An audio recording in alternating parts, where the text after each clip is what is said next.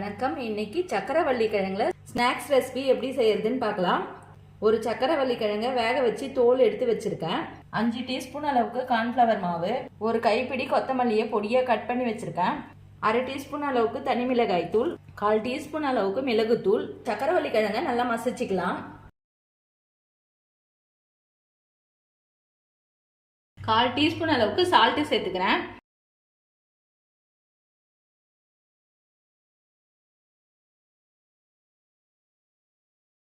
இப்போ இதை நல்லா பிசைஞ்சிக்கலாம்.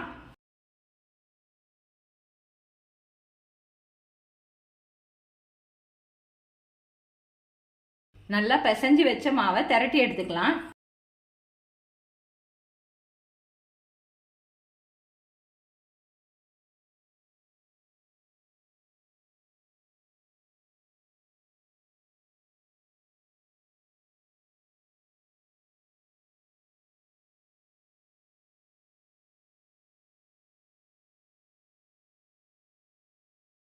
இந்த அளவுக்கு கொஞ்சம் திக்னஸாவே உருட்டி வச்சுக்கோங்க.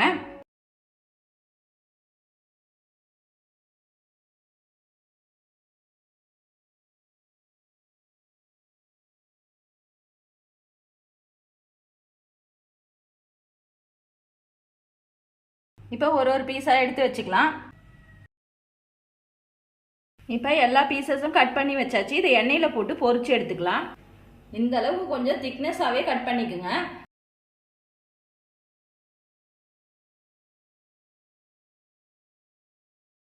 இந்த அளவுக்கு கோல்டன் ப்ரௌன் வந்த பிறகு எடுத்துக்கலாம்.